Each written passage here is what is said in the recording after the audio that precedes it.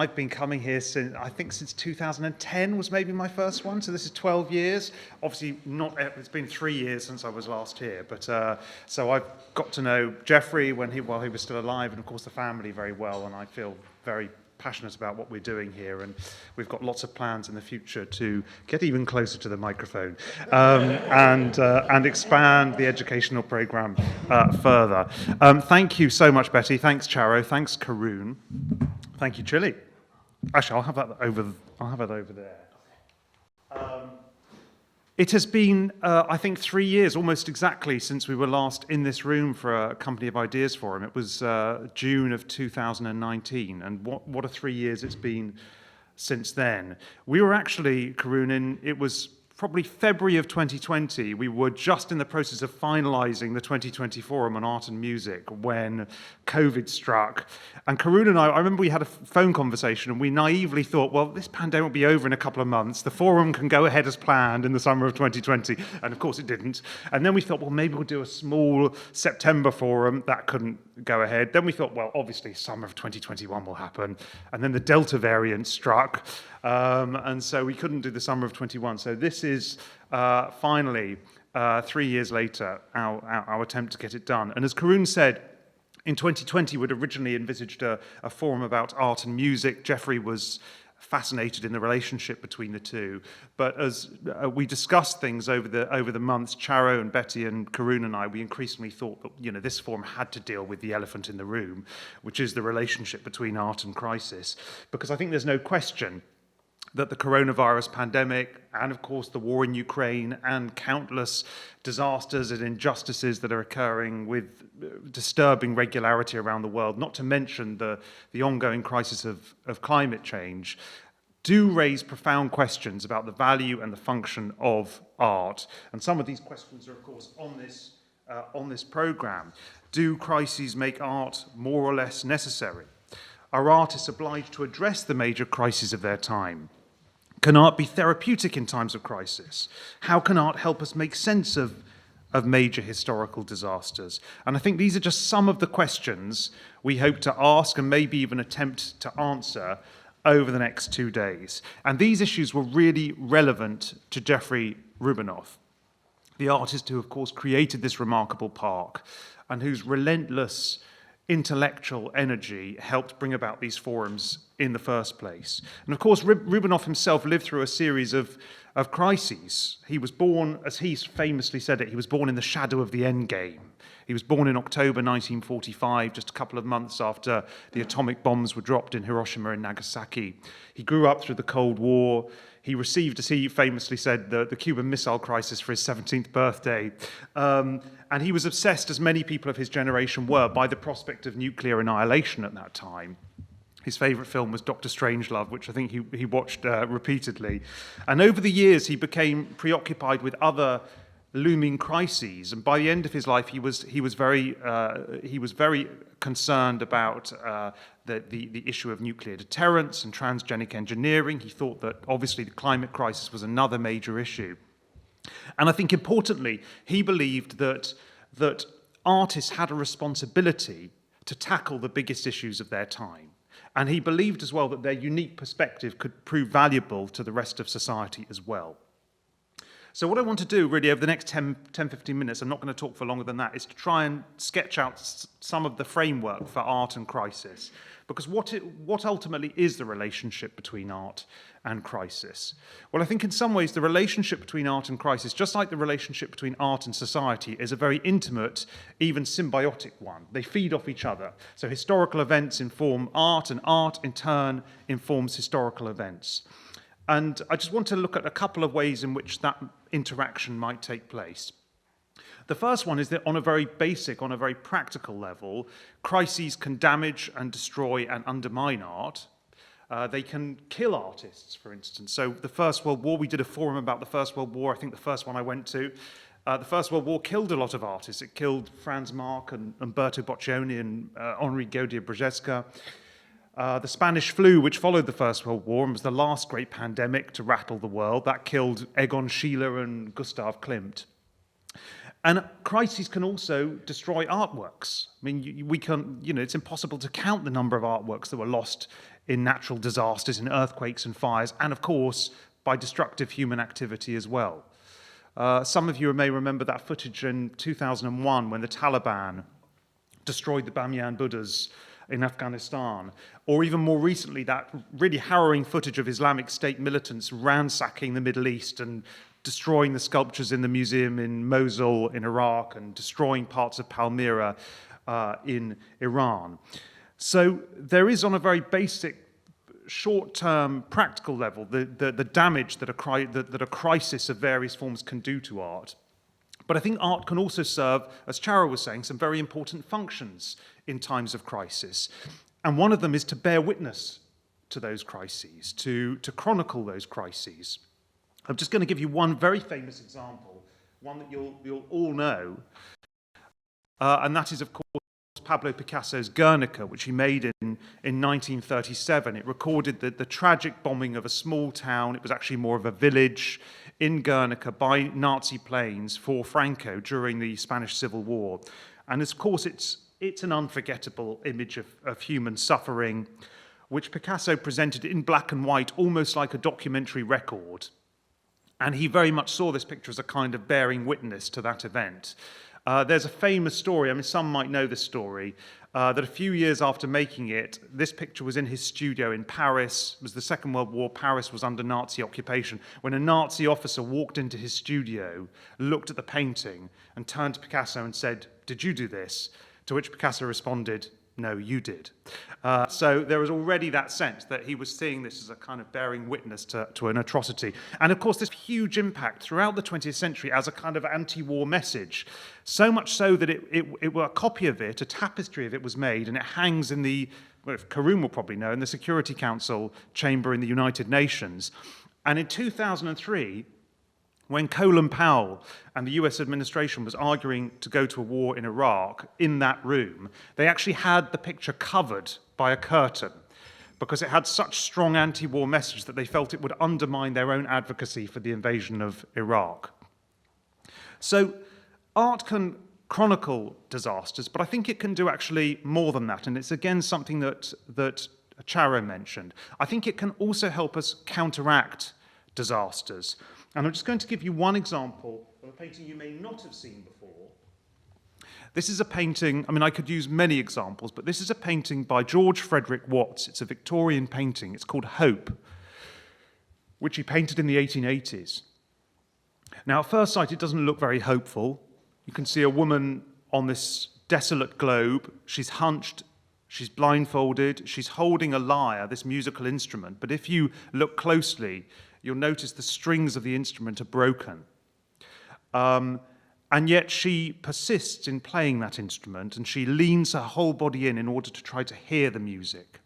And as she does so, a small single star shines in the sky above her. So for George Frederick Watts, this was what hope looked like. This was the glimmer of light in the darkness. It was this defiant act of will. It was the commitment to making music and hearing music when no one else could hear those sounds. And this painting went on to have, just like Guernica, a huge impact on people all over the world. It was one of Theodore Roosevelt's favorite paintings. Martin Luther King preached sermons on it. Barack Obama was inspired by it. The Egyptian army were issued copies of this, little copies of this picture when they were fighting their war with Israel in 1967. So that in the case that they lost faith in their particular battle, they could look at this picture and it would give them hope. We know that Nelson Mandela had a copy of this picture in his cell in Robben Island during his long incarceration there. And we know also that this painting even actually saved one woman's life. There's an account, it was the early 20th century, a woman was walking, she was completely despairing, she was walking down the banks of the River Thames in London, about to throw herself into the river, when she saw a copy of this picture in a shop window. She looked at it, she got it immediately. It gave her hope. She decided not to commit suicide. She went home, she packed her bags, she moved to Australia, and she built a new life for herself in Australia and lived happily ever after, and had a copy of this on her bedside table for the rest of her life, to remind her of the image that had pulled her out of her own personal crisis. So crises aren't only collective, they can be individual as well. And I think a final way that perhaps art intersects with crisis or interacts with crisis is it helps us make sense of those crises in their aftermath. Our world, of course, is full of memorials and monuments to wars and natural disasters. Many of them are very bad, artistically perhaps, but the best of them, and here's an example of the Holocaust Memorial in Berlin, and often I feel the more abstract monuments are the most effective. They do offer us a valuable way to reflect on the tragedies of the past, to put them into perspective, to learn from them, and hopefully, perhaps, ideally, not to repeat them. And I think, obviously, right now, many countries, provinces, cities, states are in the process of devising, commissioning their own COVID-19 memorials, and we shall see what those look like. So how does To loop back to Jeffrey Rubinoff, how does Jeffrey Rubinoff's art engage with this issue of crisis? Well, as I said a few minutes ago, the political crisis of the Cold War was formative for Jeffrey, and throughout his life, he was preoccupied with the huge social and political events and turmoil of his time. And he saw his art as some kind of response to that. But if you go around the sculpture park, as you did yesterday, and as you'll do later on this afternoon and tomorrow, you'll struggle to find any direct references to the context of their time. You may find in the series 4 works that you might see in the angular metal a sort of allusion to machines, which he would have probably denied. You may, if you were very perceptive or observant, have noticed that there are 2 works in the sculpture park, one of them called Desert Storm, the other called Nike of Baghdad, both made in 1991, that do refer to the Gulf War that was taking place at the time. But beyond that, you won't find much at all. Most of the works are abstract, and when they're not abstract, they're referring to natural forms, evolutionary processes, rather than human events. Most of the titles are just numbers, and the ones that aren't are mostly might be about constellations or islands in Canada. So how does work like this engage with crisis? Well, I think actually a clue lies in this book, which Chile found for me in the library. This is Jeffrey Rubinoff's copy of Aesthetic Theory by Theodore Adorno, which is a major work of Marxist aesthetics, which was published, I think, after Adorno died in 1970. It's a very dense, has anyone had an attempt at this? It's a very dense and complex book, and it's defeated many accomplished philosophers. But Jeffrey read every page of it, and as you can see, he annotated meticulously what he had read here. And I remember actually at times in the forums, he would bring this book with him. He would always sit there where Josh is, or maybe where Rosalia is, and he would have the book in front of him like that, almost as though it was a kind of reference book or a talisman even. And I think Adorno's aesthetic theory is at its heart an attempt to unpick the relationship between art and society. And I think for Adorno, it was ultimately art's very autonomy. It was its abstraction, its resistance to society, its negation of society that was the source of its power. And this, I think, is how Rubinoff envisioned his work and this sculpture park's relationship to the political, social, and economic events that unfolded as he created it. I think Jeffrey Rubinoff wanted to renounce the transactional rationale of capitalist society, a society that commodified not only art, but also people. And he created his work, he created this sculpture park, he created these forums, in part to create a kind of alternative vision of the world. And I think as Karun said yesterday, Rubinoff believed that art was at its core an act of conscience that emboldened and ennobled the people who made it and the people who saw it. And I think he believed, therefore, that art, through that process, didn't only transcend the crises that it grew out of, but it could give people individuals, the tools to act, the conscience to act, to reduce the chance of future disasters. And I want to finish just by reading one of Jeffrey was a great prose stylist, but my favorite piece of writing he had, it's this little sort of mantra that he wrote, and this is what he said: "I was born in the shadow of the Endgame. I am an artist. Art is an act of will in accord with a mature conscience. There can be no resignation. The artist is witness to existence itself. Art is the celebration. And I do think that we'll find in those 6 rather terse sentences much of what we are going to discuss over the next 2 days. Artists living in the shadow of disaster, keeping hold of their consciences when others abandon theirs, bearing witness to momentous events as they unfold, and celebrating the resilience of the human spirit, of creativity, of imagination, of beauty. And over the next 2 days, our speakers, and we have, I think, probably a record 17 of them, will explore the destructive but often creative interactions between art and disaster.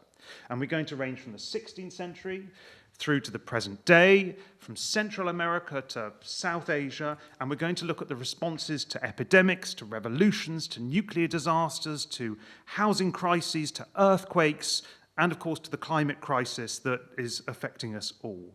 And I hope that by the end of tomorrow we will have learned much, not just about the catastrophes of the past, but what role art might play in the future, as we no doubt lurch from one disaster to the other in the future.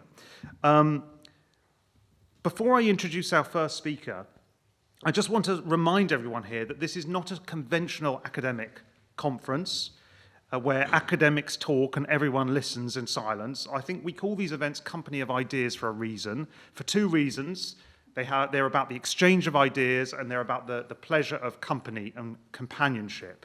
And so please treat all of this that takes place here over the next 2 days as a conversation, and one in which everyone, anyone, it doesn't matter how old you are or young you are, it doesn't matter what you do, it doesn't matter how many qualifications you have or don't have, everyone can talk and converse as equals in this place. So I really hope we listen to each other, we learn from each other, and above all, we have fun. I want to just also add a couple of thanks. I know Betty started with some thanks, but I want to say thank you to Karun for getting us here today, to Alan, who has been immeasurably helpful to me in organising this forum and bringing the students here as well, to Betty for the enormous effort she puts into hosting us all, to Charo for your immense support over the process of building these forums and making them better every year by pushing us when we need to be pushed.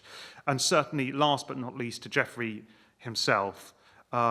He died more than 5 years ago, but we're all here, I think, because of his vision and his genius and his ambition and his generosity. So without further